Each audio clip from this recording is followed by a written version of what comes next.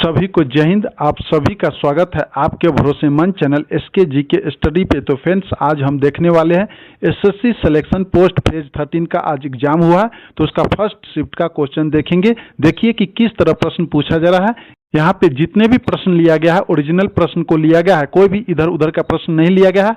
पे वही प्रश्न को बताया गया है जो आपके एग्जाम में पूछा गया है। तो चलिए बिना देर किए आज का पहला प्रश्न देखते हैं। बिहू किस राज्य में मनाए जाने वाले त्योहार है? तो इसका राइट आंसर आपको देना था असम। तो चलिए इसके बारे में विस्तार से देख लेते हैं। बिहू असम के 3 प्रमुख सांस्कृतिक त्योहारों का समूह है जिसे दुनिया भर में असमिया समुदाय द्वारा मनाया जाता है। बिहू असम का राष्ट्रीय त्योहार है। यह असम का सबसे महत्वपूर्ण पर्व है जिसे सभी असमिया लोग जाति, धर्म, आस्था और विश्वास से परे हर्षोल्लास के साथ मनाते हैं। बिहू भारतीय राज्य असम में मनाए जाने वाले 3 महत्वपूर्ण त्योहारों का एक समूह है। समझे फ्रेंड्स, कितने त्योहारों का समूह है? 3। आपके एग्जाम के लिए काफी इंपोर्टेंट पॉइंट है। तो चलिए अगला प्रश्न देखते हैं। सबसे अधिक साक्षरता दर किस राज्य में है? तो इसका राइट आंसर आपको देना था सबसे ज्यादा साक्षरता दर केरल राज्य की है। तो इसका राइट आंसर आपको देना था केरल। तो इस पर आधारित इंपोर्टेंट पॉइंट को देख लेते हैं।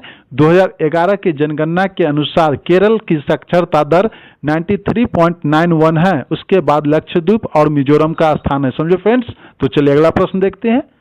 रणजी ट्रॉफी का आयोजन किसके द्वारा किया जाता है? तो इसका राइट आंसर आपको देना था रणजी ट्रॉफी का आयोजन भारतीय क्रिकेट कंट्रोल बोर्ड बीसीसीआई द्वारा किया जाता है। यह भारत की प्रमुख प्रथम श्रेणी क्रिकेट चैंपियनशिप है। इसके बारे में और विस्तार से देख लेते हैं। रणजी ट्रॉफी भारत की सबसे पुरानी और प्रतिष्ठित घरेलू क्रिकेट ट्रॉफी है। इसकी शुरुआत 1934 में भारतीय क्रिकेट कंट्रोल बोर्ड बीसीसीआई ने भारत के पहले राष्ट्रीय स्तर के क्रिकेट टूर्नामेंट के रूप में की थी। शुरुआत में इस प्रतियोगिता का नाम भारतीय क्रिकेट चैंपियनशिप रखा गया था। समझे फ्रेंड्स, ये जितने भी पॉइंट है आपके एग्जाम के लिए काफी इंपोर्टेंट है। तो चलिए अगला प्रश्न देखते हैं। राज्यपाल का कार्यकाल कितने वर्षों का होता है? तो इसका राइट आंसर आपको देना था 5 वर्ष। विस्तार से देखते हैं। भारतीय संविधान के अनुच्छेद 156 के अनुसार राज्यपाल कार्यकाल में अपने प्रवेश की तारीख से लेकर 5 वर्षों की अवधि तक अपने पद पर बना रहता है। वह राष्ट्रपति के बाद प्रयत पद पर बना रहता है। राज्यपाल राष्ट्रपति को संबोधित अपने हस्ताक्षर सहित लेख द्वारा अपना पद त्याग सकता है। समझे फ्रेंड्स, राष्ट्रपति का भी कार्यकाल 5 वर्ष का होता है और उपराष्ट्रपति का भी 5 वर्ष का कार्यकाल होता है। समझे फ्रेंड्स, ये सभी पॉइंट आपके एग्जाम के लिए काफी इंपोर्टेंट है। तो चलिए अगला प्रश्न देखते हैं। राज आनंद ने मुख्य रूप से किस विषय पर पुस्तक लिखते हैं? तो इसका राइट आंसर आपको देना था मुल्क राज आनंद ने मुख्य रूप से सामाजिक मुद्दों, विशेषकर भारत में गरीबी, जाति व्यवस्था और सामाजिक अन्याय पर किताब लिखे हैं। उनके उपन्यास में अक्सर दलितों, मजदूरों और वंचित के जीवन का चित्रण होता है। समझे फ्रेंड्स। तो देखिए आपके ऑप्शन में क्या दिया हुआ था, ये आपका राइट आंसर हो जाता है। समझे फ्रेंड्स, मैं डिटेल से बता देता हूं ताकि आपको कहीं से कोई दिक्कत ना हो। तो फ्रेंड्स, आगे बढ़ने से पहले वीडियो की क्वालिटी पसंद आ रहा है तो प्लीज एक लाइक कर दीजिए, और जो लोग चैनल पे नए हैं चैनल को सब्सक्राइब कर लीजिए, लाइक घंटी ऑन कर लीजिए ताकि वीडियो का नोटिफिकेशन सबसे पहले आप तक पहुंच सके। तो चलिए बिना देर के अगला प्रश्न देखते हैं। बेटी बचाओ बेटी पढ़ाओ का उद्देश्य क्या था? इसका राइट आंसर आपको देना था लैंगिक असमानताओं को कम करना। यह आपका राइट आंसर होता। तो इसके बारे में विस्तार से देख लेते हैं। योजना का मुख्य उद्देश्य बालिकाओं के जन्म, शिक्षा और सशक्तिकरण को बढ़ावा देना है ताकि लिंग भेदभाव और असमानताओं को कम किया जा सके। समझे फ्रेंड्स। तो चलिए अगला प्रश्न देखते हैं। समान नागरिक संहिता यूसीसी लागू करने वाला पहला राज्य कौन? तो इसका राइट आंसर आपको देना था उत्तराखंड। तो इस पर आधारित कुछ इंपोर्टेंट पॉइंट को देख लेते हैं। उत्तराखंड ने 2024 में समान नागरिक संहिता को लागू करने वाला पहला भारतीय राज्य बनकर इतिहास रचा। यह कानून विवाह, तलाक, उत्तराधिकारी आदि में एक रूपता लाने का प्रयास करता है। समझे फ्रेंड्स, ये सभी पॉइंट आपके एग्जाम के लिए काफी इंपोर्टेंट है। तो चलिए अगला प्रश्न देखते हैं। मथुरा में कौन सी शैली थी? तो इसका राइट आंसर आपको देना था गांधार शैली। मथुरा कला शैली वास्तव में मथुरा स्कूल ऑफ आर्ट के नाम से प्रसिद्ध है, लेकिन गांधार शैली का प्रभाव भी देखा जाता है। खासकर बौद्ध कला में यह शैली यूनानी भारतीय मिश्रण के लिए जानी जाती है। यदि प्रश्न में गांधार शैली है विकल्प तो यह सही है। समझे फ्रेंड्स। तो गांधार शैली आपका राइट आंसर होगा। तो चलिए अगला प्रश्न देखते हैं। जब मांग की आपूर्ति से अधिक हो तो क्या होता है? तो इसका राइट आंसर आपको देना था कमी, जिसे हम इंग्लिश में बोलते हैं शॉर्टेज। विस्तार से देखते हैं। जब मांग आपूर्ति से अधिक होती है तो बाजार में वस्तु या सेवा की कमी हो जाती है। जिसके कारण कीमतें बढ़ती है। यह आर्थिक सिद्धांत का आधार है। समझे फ्रेंड्स, किसका? आर्थिक सिद्धांत का आधार है। देखिए आपके विकल्प में दिया हुआ था इस प्रकार, शॉर्टेज, डिफ्लेक्शन, तो इसका राइट आंसर आपको देना था शॉर्टेज। ऑप्शन नंबर ए आपका राइट आंसर होता है। समझे फ्रेंड्स, तो चलिए अगला प्रश्न देखते हैं। पराबैंगनी किरणें, जिसे हम अल्ट्रा वायलेट रे कहते हैं, वायुमंडल की किस परत में अवशोषित होती है? तो इसका राइट आंसर आपको देना था समताप मंडल। यह आपका राइट आंसर होता। विस्तार से देखते हैं। पराबैंगनी किरणें मुख्य रूप से समताप मंडल में मौजूद ओजोन परत द्वारा अवशोषित की जाती है, जो पृथ्वी को हानिकारक अल्ट्रावायलेट किरणों से बचाती है। समझे फ्रेंड्स, तो इसका राइट आंसर आपको देना था समताप मंडल। तो चलिए अगला प्रश्न देखते हैं। भारत ने ब्लैक होल के अध्ययन के लिए कौन सा मिशन लॉन्च किया? तो इसका राइट आंसर आपको देना था एक्सपोसैट। तो चलिए इसे विस्तार से देखते हैं। इसरो ने 1 जनवरी 2024 को एक्सपोसैट का फुल फॉर्म क्या होता है? एक्सरे पोलराइमीटर सैटेलाइट, समझे फ्रेंड्स, लॉन्च किया, जो ब्लैक होल और न्यूट्रॉन तारों जैसी खगोलीय पिंडों के अध्ययन के लिए भारत का पहला समर्पित मिशन है।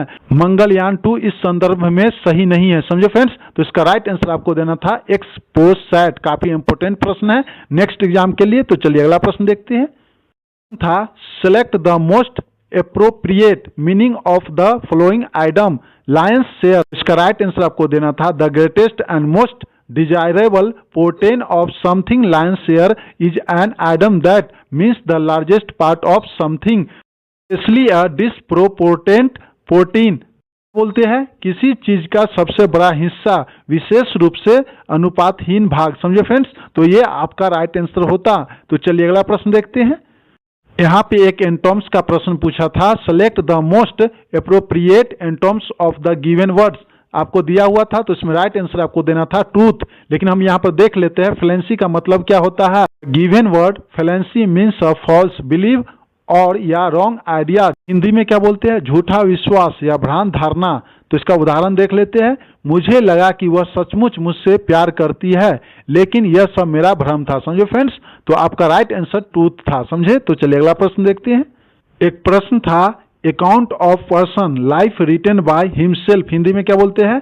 किसी व्यक्ति द्वारा स्वयं लिखा गया उसके जीवन का विवरण को क्या कहते हैं? तो इसका राइट आंसर आपको देना था आत्मकथा, जिसे हम इंग्लिश में बोलते हैं ऑटोबायोग्राफी। ये आपका राइट आंसर होता। तो चलिए अगला प्रश्न देखते हैं।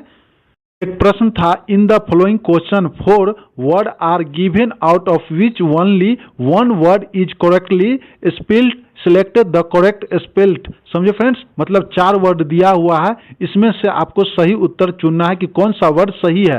तो इसका राइट आंसर आपको देना था ऑप्शन नंबर सी HARASS। ये आपका राइट आंसर होता। बाकी सब गलत है। हरास का मतलब क्या होता है? परेशान करना। तो चलिए अगला प्रश्न देखते हैं। आपको दिया गया था select the option with the correct spelling, मतलब 4 गो ऑप्शन दिया गया था, इसमें से सही वर्ड कौन है? का राइट आंसर आपको देना था ऑप्शन नंबर ए लेफ्टिनेंट। ये आपका राइट आंसर होता। LIEUTENANT, ये लेफ्टिनेंट का सही वर्ड है। समझो फ्रेंड्स, तो इसलिए इसका राइट आंसर होता ऑप्शन नंबर ए। तो चलिए अगला प्रश्न देखते हैं। वर्षा जल संग्रह क्यों जरूरी? वर्षा जल का संग्रह करना बहुत महत्वपूर्ण है, क्योंकि इससे कई फायदे होते हैं। यह जल संरक्षण, भूजल पुनर्भरण, बाढ़ नियंत्रण और पानी की कमी को कम करने में मदद करता है। इसके अलावा वर्षा जल का संग्रह करके हम अपनी पानी के बिलों को कम कर सकते हैं और पर्यावरण को भी स्वच्छ रख सकते हैं। तो देखिए आपके ऑप्शन में क्या दिया गया था, विस्तार से इसलिए बता देते हैं कि आपको कहीं से कोई डाउट ना हो। तो चलिए अगला प्रश्न देखते हैं। ओजोन, जिसे हम O3 कहते हैं, परत किस मंडल में पाई जाती है? तो इसका राइट आंसर आपको देना था समताप मंडल। इस पर आधारित पॉइंट को देख लेते हैं। ओजोन परत वायुमंडलीय के समताप मंडल में पाई जाती है, जिसमें ओजोन गैस उपस्थित होती है। तो चलिए अगला प्रश्न देखते हैं। मथुरा के कटरा में कौन से भूवैज्ञानिक अवशेष मिले हैं? तो इसका राइट आंसर आपको देना था बौद्ध अवशेष और स्तूप मिले हैं। ये आपका राइट आंसर होता। विस्तार से देखते हैं। मथुरा के कटरा केशव देव क्षेत्र में पुरातत्विक उत्खनन में बौद्ध स्तूप, मूर्तियां और अन्य प्राचीन अवशेष मिले हैं, जो मथुरा के बौद्ध कला और संस्कृति के महत्व को दर्शाता है। समझो फ्रेंड्स, तो आपका राइट आंसर होता बौद्ध अवशेष और स्तूप। ये आपका राइट आंसर होता। तो चलिए अगला प्रश्न देखते हैं। जनसंख्या के अध्ययन को क्या कहा जाता है? तो इसका राइट आंसर आपको देना था जनसांख्यिकी। इंग्लिश में क्या बोलते हैं? डेमोग्राफी। समझे फ्रेंड्स, विस्तार से देखते हैं। जनसंख्या का अध्ययन जिसमें जन्म दर, मृत्यु दर, प्रवास और जनसंख्या वितरण शामिल है को जनसांख्यिकी कहते हैं। तो इसका राइट आंसर होता है जनसांख्यिकी। तो चलिए अगला प्रश्न देखते हैं। हैप्पीनेस इंडेक्स क्यों निकाला जाता है? तो इसका राइट आंसर आपको देना था लोगों के जीवन की गुणवत्ता और खुशहाली को मापने के लिए। समझे फ्रेंड्स, ये आपका राइट आंसर होता है। विस्तार से देखते हैं। इससे खुशहाली सूचकांक जिसे हम इंग्लिश में बोलते हैं वर्ल्ड हैप्पीनेस इंडेक्स देशों में लोगों की खुशी, जीवन संतुष्टि और सामाजिक आर्थिक कारकों जैसे आय, शिक्षा, स्वास्थ्य और सामाजिक समर्थन का मूल्यांकन करता है। इसे नीति निर्माण और विकास के लिए उपयोग किया जाता है। समझे फ्रेंड्स, यह आपका राइट आंसर होता। तो चलिए अगला प्रश्न देखते हैं। मध्य पूर्व के माध्यम से किन दो महाद्वीपों को जोड़ता है? तो इसका राइट आंसर आपको देना था एशिया और अफ्रीका। ये आपका राइट आंसर होता।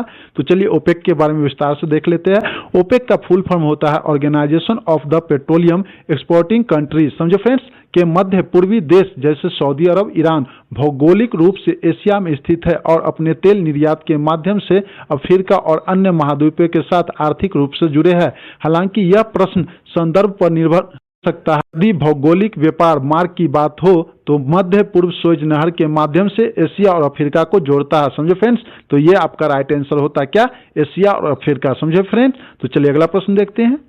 प्रधानमंत्री प्रमाण योजना का उद्देश्य क्या है? तो इसका राइट आंसर आपको देना था रासायनिक उर्वरकों के उपयोग को कम करना और जैविक खेती को बढ़ावा देना। विस्तार से देखते हैं। पीएम प्रणाम का फुल फॉर्म क्या होता है? Promotion of alternate nutrients of agriculture management.